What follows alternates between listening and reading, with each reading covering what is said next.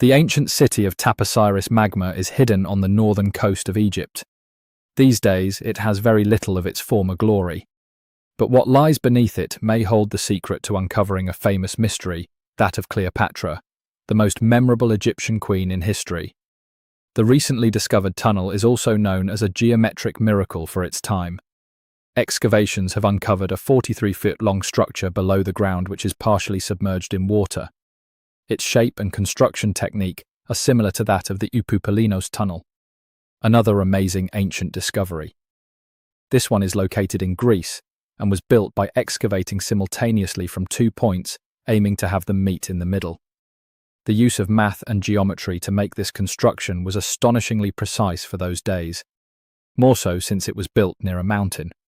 Archaeologists that have been working on the Taposiris Magna site since 2004 believe this tunnel may lead to the lost tomb of Cleopatra.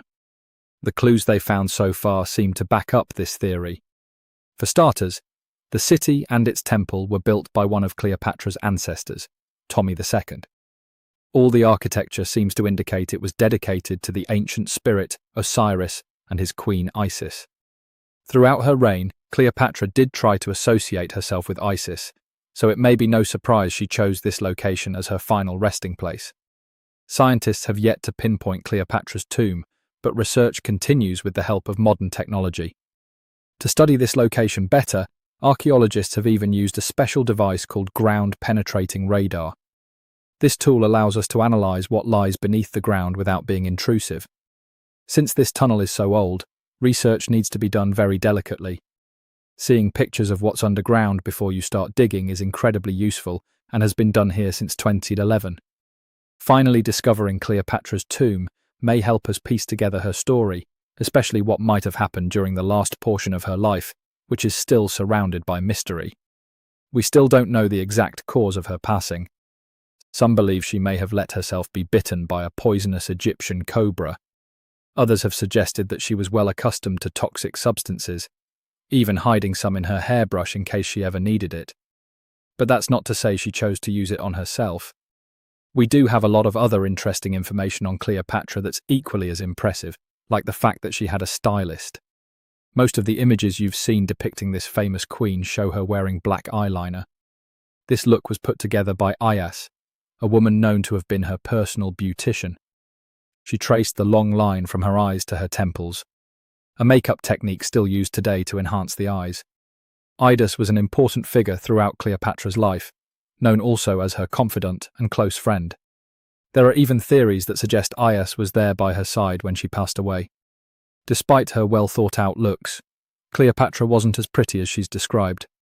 Or at least that's what recent research has pointed out. Sure, if we look at movies and modern imagery, she's depicted as this incredibly beautiful woman with symmetrical and delicate features.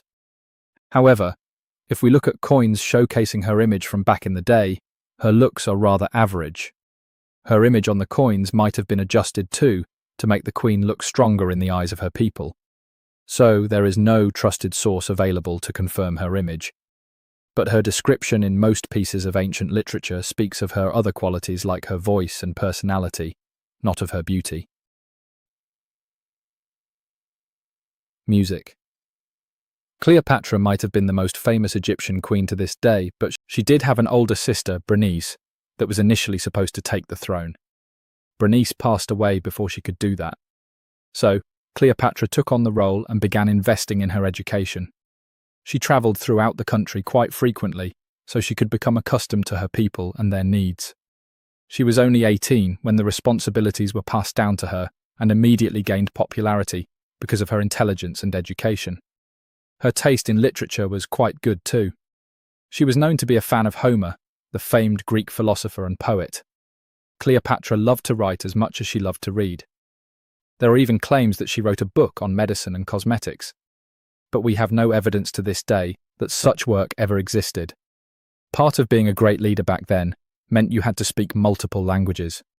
Cleopatra clearly understood that, and that's why she's rumoured to have known many languages to varying degrees. Some archaeologists suggested she spoke Greek, Egyptian and Ethiopian as well as many Arabic dialects. She might have even spoken Latin, but there's little evidence to support this claim. She might not have had angelic looks, but Cleopatra was really careful with the way she looked, even with her diet. She was known to have enjoyed simple meals, including a variety of fish.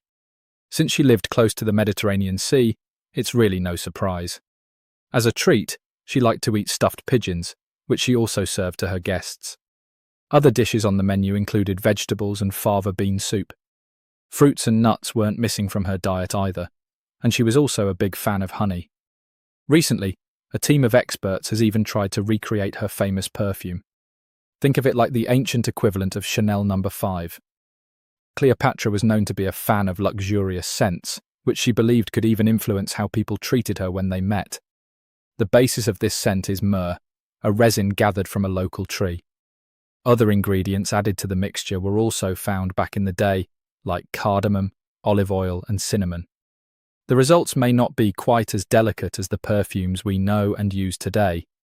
Its consistency was way thicker, and the scent lasted way longer. When she was at the height of her power, Cleopatra might have been the richest person in the world. Back in the day, she ruled over a territory that stretched across the Mediterranean from modern-day Libya in the west through Egypt to Syria in the east. This is the largest territory ever ruled over by a woman. In today's currency, her worth might have been somewhere around $95 billion. The calendars we use today may have been introduced by Cleopatra herself. She presented the idea of leap years and leap days to Caesar, the Roman emperor she was known to have been close with. Taking her advice, Caesar made these adjustments part of the official Roman calendar. The ancient Egyptians already knew the year was longer than precisely 365 days. They discovered this by studying the brightest star in the sky called Sirius, and concluded that a year is actually 365 and 1/4 days long. It was Elizabeth Taylor that famously introduced Cleopatra to pop culture when she played her in the 1963 film bearing the same name. Up until that point, it was the most expensive film ever made. It was originally supposed to cost somewhere around $2 million, but ended up costing a mind-boggling $44 million. That's mostly because of script and production issues. To make this iconic movie, producers created 79 sets from scratch, as well as over 26,000 costumes for the cast. Elizabeth Taylor's Cleopatra costumes alone cost somewhere around $200,000.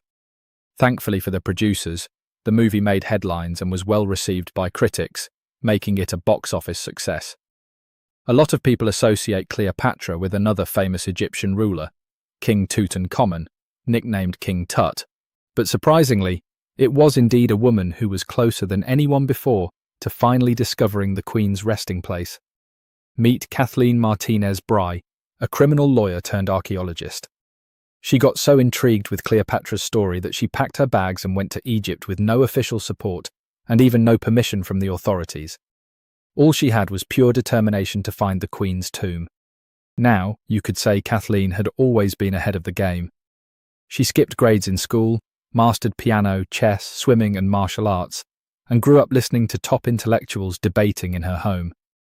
And she even got her law degree at just 19, and archaeology was her side passion. She had never actually been to Egypt, never dug up a single artifact. But her fascination with Cleopatra went all the way back to an argument with her father in 1990. That day, she walked into his library looking for a copy of Antony and Cleopatra by Shakespeare. Her dad, Fausto Martinez, a professor and legal expert, casually called Cleopatra a seductress. Kathleen wasn't having it. She fired back, arguing that history had been totally unfair to Cleopatra. The Romans, she said, wanted to destroy her reputation. And for centuries, people had just believed their version of the story. The debate went on for hours, and in the end, her father admitted maybe he had judged Cleopatra too harshly. That conversation changed everything for Kathleen. From that day on, she read every ancient text she could find, especially Plutarch's account of Cleopatra and Mark Antony. The more she learned, the more convinced she became that Cleopatra wasn't just some queen who fell for the wrong guy. She was a genius playing a dangerous political game to keep Egypt independent. And the more she read, the more she started thinking, what if everyone had been looking for Cleopatra's tomb in the wrong place? That thought stuck with her. When she was caring for her second child, she earned a master's in archaeology, multitasking. That reignited an obsession that would take over her life, uncovering the truth about Cleopatra.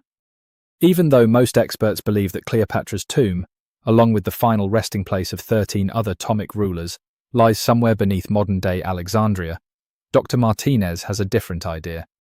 She believes Cleopatra was buried at Tapaceres Magna, an ancient temple dedicated to Osiris, the Egyptian deity of the afterlife. But she still needed an ancient foundation plate. These plates, about the size of a smartphone, were placed beneath important temple structures and often contained inscriptions explaining when and why the temple was built. If she could find a plate that confirmed the temple was dedicated to Isis, Cleopatra's patron deity, she'd have solid proof that this was the right place to look. Nothing could deter Martinez. She excavated the entire temple site, digging deeper than anyone before her. Her team found coins with Cleopatra's name and face stamped on them. It meant Cleopatra had a direct connection to this site. Then they uncovered something even more interesting. A tunnel used to bring water to people leading straight from the temple into the Mediterranean Sea. So if parts of the temple had already sunken into the water, could Cleopatra's tomb be down there too? Martinez needed proof to convince Egyptian authorities to let her search underwater. And against all odds, she found the missing foundation plate. On it, the pharaoh offered a large area of Nubia to deity Isis. That was it. The confirmation she needed. The temple was indeed dedicated to Isis, proving her theory wasn't just speculation. If one temple was on land, Martinez suspected the second temple, possibly Cleopatra's tomb, had collapsed into the sea. She needed help from experts in underwater archaeology. So she reached out to Robert Bauer, the guy who discovered the Titanic. With support from the Egyptian authorities, she and her team began exploring the waters off the coast of Alexandria.